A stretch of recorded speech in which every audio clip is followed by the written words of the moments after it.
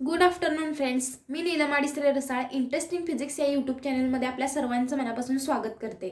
आजच्या पॉईंटला आपण amplitude A, period T and frequency N of simple harmonic motion म्हणजे सिम्पल हार्मोनिक मोशनमध्ये आपण ॲम्प्लिट्यूड, पिरियड आणि फ्रिक्वेन्सी या फिजिकल क्वांटिटीजची माहिती घेणार आहे.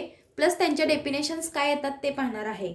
सर्वात आधी आपण पाहूया की amplitude of simple harmonic motion.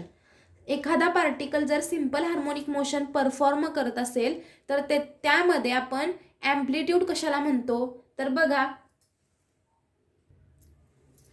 Suppose एखादा पार्टिकल काय करतोय, सिंपल हार्मोनिक मोशन परफॉर्म करतोय. सिंपल हार्मोनिक मोशन म्हणजे टू अँड फ्रो मोशन असते, एका स्ट्रेट लाईनमध्ये ती मोशन असते. ओके, मग आपण काय करूया, एक लाईन इथं मी ड्रॉ केलेली आहे NOM. आता हे एन आणि एम हे काय आहेत तर त्या पार्टिकलच्या एक्स्ट्रीम पोझिशन आहेत आणि ओ या पॉईंटला पार्टिकलची काय येते, मेन पोझिशन येते. ओके, मग समजा पार्टिकल पी काय करतोय तर सिंपल हार्मोनिक मोशन परफॉर्म करतोय.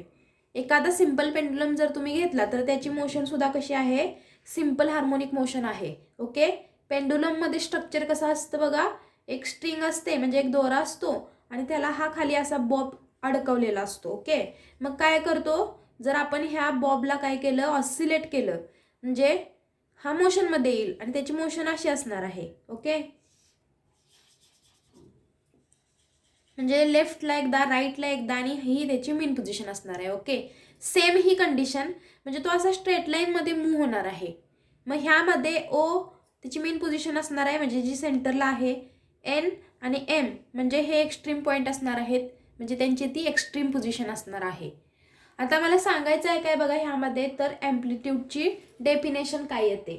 मग त्यासाठी आपण काय केलेलं आहे बघा, आधीच्या व्हिडिओमध्ये डिस्प्लेसमेंटचं इक्वेशन बघितलेलं आहे.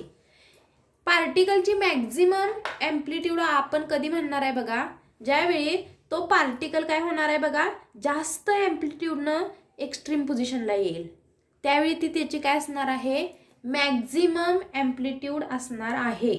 ओके, डिस्प्लेसमेंटचं इक्वेशन काय असतं बघा, तर एक्स इज इक्वल्स टू डिस्प्लेसमेंटचं इक्वेशन आपण आधीच्या लेक्चरला बघितलेलं आहे. ते काय येतं तर x is equals to a sine काय आहे बघा, ओमेगा टी प्लस फाय. हे आपल्या डिस्प्लेसमेंटचं इक्वेशन आहे. ओके, मॅक्झिमम ॲम्प्लिट्यूड कधी येणार बघा, ज्यावेळी आपला जो अँगल आहे sine omega t plus phi, हा अँगल याची व्हॅल्यू ±1 असेल तेव्हा आपली ॲम्प्लिट्यूड किंवा डिस्प्लेसमेंट काय असणार आहे, मॅक्झिमम असणार आहे. मग आपल्याला कंडिशन काय सांगते बघा, कंडिशन अशी आहे, ज्यावेळी sine omega t plus phi या अँगलची व्हॅल्यू ±1 असेल. ओके, ±1 असेल त्यावेळी आपलं डिस्प्लेसमेंट म्हणजे त्या पार्टिकलचं डिस्प्लेसमेंट सर्वात जास्त असणार आहे, मॅक्झिमम असणार आहे. मॅक्झिमम म्हणजे किती असणार आहे तर ±a असणार आहे. ओके, म्हणजे जास्तीत जास्त तो ॲम्प्लिट्यूडनं काय होणार आहे, मोशनमध्ये येणार आहे. ओके, मग ह्यावरून आपण सिंपल हार्मोनिक मोशनमध्ये जर एखादा पार्टिकल मोशनमध्ये असेल तर त्याच्या ॲम्प्लिट्यूडची डेफिनेशन आपण कशी करणार आहे बघा, अशा पद्धतीने आपण डेफिनेशन काय करतोय बघा, the maximum displacement of A particle performing simple harmonic motion from its main position is called the amplitude of simple harmonic motion. म्हणजे सिंपल हार्मोनिक मोशनमध्ये आपण ॲम्प्लिट्यूड कशाला म्हणतो, ज्यावेळी आपला पार्टिकल काय करेल, मॅक्झिमम डिस्प्लेसमेंट कव्हर करेल. Okay, the maximum displacement of particle performing simple harmonic motion from its main position म्हणजे ह्या मेन पोझिशनपासून आपला पार्टिकल जेवढं जास्त लेफ्टला किंवा राईटला अंतर कव्हर करेल त्याला आपण त्याची काय म्हणतो, मॅग्निट्यूड असं म्हणतो. म्हणजेच ह्या एक्झाम्पलमध्ये ह्यामध्ये OM ही काय असणार आहे, त्या पार्टिकलची ॲम्प्लिट्यूड असणार आहे. OM हे डिस्टन्स त्या पार्टिकलचं ॲम्प्लिट्यूड आहे. तसंच ON हे सुद्धा डिस्टन्स त्या पार्टिकलची काय आहे, ॲम्प्लिट्यूड आहे. ओके, म्हणजे मॅक्झिमम डिस्प्लेसमेंटला आपण काय म्हणतो, त्या पार्टिकलची ॲम्प्लिट्यूड असं म्हणतो. Period of simple harmonic motion म्हणजे काय मग बघा, यानंतर आहे period of simple harmonic motion. The time taken by the particle performing simple harmonic motion to complete one oscillation is called the period of simple harmonic motion. पिरियडची definition एकदम सोपी आहे. ज्यावेळी माझा पेंडुलम काय करणार आहे बघा, तर मोशनमध्ये येईल. ओके, सिम्पल पेंडुलम जर मोशनमध्ये असेल, सपोज त्यानं इथून काय केली, आपली मोशन स्टार्ट केल्या, मग तो काय करेल, तर ह्या एक्स्ट्रीम पोझिशनपासून इकडं येईल, परत तो काय करेल, इथून परत तो रिटर्न या साईडला येईल. ओके, म्हणजे ह्या साईडला जाऊन परत या साईडला येईल. त्यावेळी त्याचं काय पूर्ण होणार आहे, वन ऑसिलेशन कंप्लीट होणार आहे. ओके, वन ऑसिलेशन कंप्लीट होणार आहे. मग हे वन ऑसिलेशन कंप्लीट होण्यासाठी त्याला काहीतरी टाईम लागणार आहे, आणि तो टाईम म्हणजे काय आहे, period of simple harmonic motion. म्हणून ह्याची डेफिनेशन कशी केली आहे, the time taken by the particle performing simple harmonic motion to complete one oscillation. एक ऑसिलेशन पूर्ण करण्यासाठी जो वेळ लागतो त्याला आपण काय म्हणतो, period of simple harmonic motion. इथे आपण काय करूया, आता टी साठी फॉर्म्युला शोधूया. ओके, पिरियडचा काय करूया, टीचा फॉर्म्युला शोधूया. यासाठी मी इथं डिस्प्लेसमेंटचं इक्वेशन घेतलं. परत एकदा, displacement of particle is x is equals to a sine omega t plus phi. आता काय करतोय आपण, आफ्टर टाइम. आता ह्या इक्वेशनमध्ये आपल्याला काय करायचं आहे बघा, थोडीशी रिअरेंज करायची आहे. म्हणजे काय करायचं आहे, टीच्या ठिकाणी आपण टाइम काय घेणार आहे, टी प्लस 2π अपॉन ओमेगा. मग इक्वेशन कसं होणार बघा, हे इथे मी काय केलेलं आहे, टीच्या ठिकाणी व्हॅल्यू सबस्टिट्यूट केली. इक्वेशन असं होईल, ए साइन ओमेगा टीच्या ठिकाणी in bracket t plus 2π upon omega plus phi. आता काय करायचं, ओमेगानं आत मल्टिप्लाय करायचं. सेकंड स्टेप काय येणार आहे बघा ह्यानंतर, तर therefore x is equals to a sine omega into t omega t. Okay, मधलं साइन प्लस आहे असं येईल. परत ओमेगानं इथं मल्टिप्लाय केलं, omega omega get cancel, omega omega निघून जाईल, फक्त 2π शिल्लक राहील प्लस फाय. ओके, असं इक्वेशन आपल्याला भेटेल. परत आपण काय लिहू शकतो बघा, a sine omega t plus 2π plus phi. Okay, 2π plus काय आहे, फाय, आणि साइन 2π प्लस फाय तो जो अँगल आहे तर तो काय असतो, साइन थीटाच असतो. म्हणजे हे इक्वेशन परत 2π लिहिणार नाही, जनरल फॉर्म्युला आहे हा, ओमेगा टी प्लस फाय असा येईल. Sine 2π plus theta sine theta असतं, हा फॉर्म्युला आहे. ओके, मग इथं काय होईल, x is equals to a sine omega t plus phi. म्हणजे आपल्याला आफ्टर टाईम ह्या वेळेनंतर डिस्प्लेसमेंटचं इक्वेशन आहे तेच मिळालं. याचा अर्थ ज्यावेळी पार्टिकलनं मोशन स्टार्ट केली त्यावेळी त्या पार्टिकलचं इक्वेशन हे होतं. परत टाईम टी गेल्यानंतर आपल्या पार्टिकलच्या डिस्प्लेसमेंटचं इक्वेशन हेच आलं आहे. याचा अर्थ त्या पार्टिकलची पोझिशन सेम आहे. म्हणजे आपला पार्टिकल जो असेल, म्हणजे हा पेंडुलम जो असेल, बॉब जो असेल, तर त्यानं जर इथून त्याची मोशन स्टार्ट केली असेल तर तो after this time t plus 2π upon omega परत आहे त्या ठिकाणी येणार आहे. म्हणून ह्या ठिकाणचं डिस्प्लेसमेंटचं इक्वेशन टाईम टी नंतर दोन्ही डिस्प्लेसमेंटचे इक्वेशन इथं सेम आहेत. याचा अर्थ तो आहे त्या पोझिशनला आला, याचा अर्थ त्यानं एक ऑसिलेशन कंप्लीट केलं.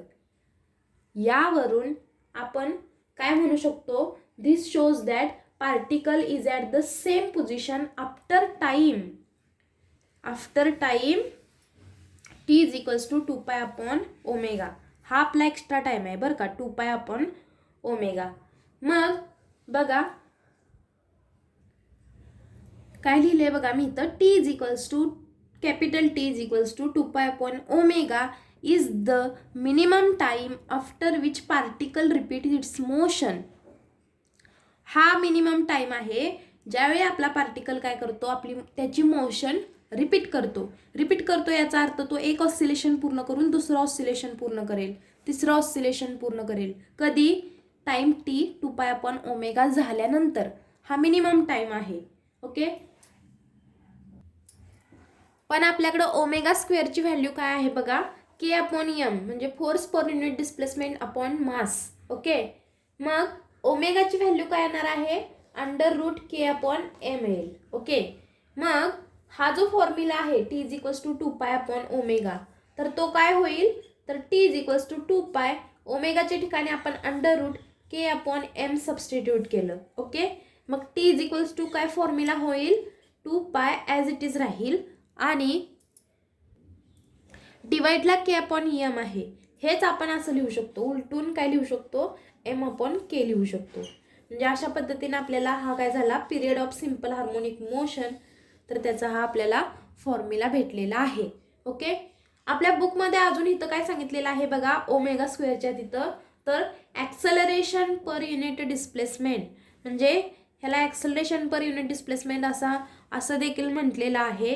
का, कारण की फोर्स पर युनिट डिस्प्लेसमेंटमध्ये फोर्सचा जर formula f is equals to m a, mass into acceleration आपण सबस्टिट्यूट केलं, तर इथं खाली येणार आहे फोर्स पर युनिट डिस्प्लेसमेंट म्हणजे m a upon displacement. Okay, हा पार्ट ह्याचा आहे. ओके, ह्याचा ओमेगा स्क्वेअरच्या तिथं काय लिहिले बघा त्यांनी, तर ते सांगायचं आहे मला तुम्हाला. फोर्स पर युनिट डिस्प्लेसमेंट म्हणजे मास इंटू ॲक्सलरेशन, फोर्सचा फॉर्म्युला लिहिला मी. डिस्प्लेसमेंट युनिट डिस्प्लेसमेंट म्हणजे फोर्स अपॉन डिस्प्लेसमेंट लिहिलं, त्यानंतर परत हे मास येईल. ओके, मग काय होणार आहे बघा, mass get cancel, acceleration per unit displacement शिल्लक राहील. म्हणून आपल्या बुकमध्ये ओमेगा स्क्वेअरच्या समोर काय लिहिलेलं आहे, ॲक्सलरेशन पर युनिट डिस्प्लेसमेंट. अशा पद्धतीने आपण टीचा फॉर्म्युला बघितला. सिंपल हार्मोनिक मोशनमध्ये काय येतो formula, T is equals to 2 pi under root M upon K. आता आपण फ्रिक्वेन्सी बघूया. फ्रिक्वेन्सीची डेफिनेशन काय बघा, frequency of simple harmonic motion. कशाला म्हणायचं frequency, in simple harmonic motion the number of oscillations performed by a particle in unit time is called the frequency of simple harmonic motion. Simply ह्याचा अर्थ काय होतो, तर एका युनिट टाइममध्ये, एक सेकंद कन्सिडर करा, एका सेकंदामध्ये आपला पार्टिकल किती फेऱ्या पूर्ण करतोय, किती वेळा ऑसिलेट होतोय. म्हणजे सिंपल पेंडुलम काय करणार आहे, एका सेकंदामध्ये काय करणार आहे, काहीतरी फेऱ्या पूर्ण करणार आहे. इकडे येऊन इकडे जाईल, इकडे येऊन इकडे जाईल, म्हणजे अशा तो किती फेऱ्या पूर्ण करतोय, त्याला आपण काय म्हणतो, फ्रिक्वेन्सी. फ्रिक्वेन्सी म्हणजे मराठीमध्ये वारंवारता. म्हणजे एका सेकंदामध्ये तो किती फेऱ्या पूर्ण करतो किंवा किती ऑसिलेशन कव्हर करतो, त्याला आपण त्या पार्टिकलची, त्या बॉडीची फ्रिक्वेन्सी असं म्हणतो. फ्रिक्वेन्सी एन, स्मॉल एन या लेटरनं इंडिकेट केली जाते, डिनोट केली जाते. N is equals to 1 upon time. Frequency is equals to आपण काय घेतो, 1 अपॉन टाईम घेतो. टाईमचं इक्वेशन आपल्याकडे काय आहे, T is equals to 2 pi under root M upon K. Under root M upon K आहे. मग आपण काय केलं बघा, सबस्टिट्यूट केली व्हॅल्यू टीची, N is equals to 1 upon 2 pi under root M upon K. म्हणजे हा फॉर्म्युला कसा होणार आहे, N is equals to 1 upon 2 pi as it is राहील. वर्गमुळात एम भागिले के आहे, ते वरती आल्यानंतर परत उलटून होणार के अपॉन एम. म्हणजे अशा पद्धतीने आपण काय केलं, तर हे फ्रिक्वेन्सीचं इक्वेशन शोधलं. अशा पद्धतीने आपण काय केलं बघा, तर 3 आपण गोष्टी पाहिल्या, 3 फिजिकल क्वांटिटी पाहिल्या, ॲम्प्लिट्यूड, पिरियड आणि फ्रिक्वेन्सी. सिंपल हार्मोनिक मोशनमध्ये ह्या 3 गोष्टींची आपण इन्फॉर्मेशन घेतलेली आहे. Thank you, thanks for watching this video. Video जर आवडला असेल तर लाईक, शेअर आणि सबस्क्राईब करायला अजिबात विसरू नका. जर तुम्ही सबस्क्राईब केलं तर तुम्हाला डेली नोटिफिकेशन येत जातील आणि तुमचा कोणताही व्हिडिओ फिजिक्सबद्दलचा अजिबात मिस होणार नाही. Thank you very much.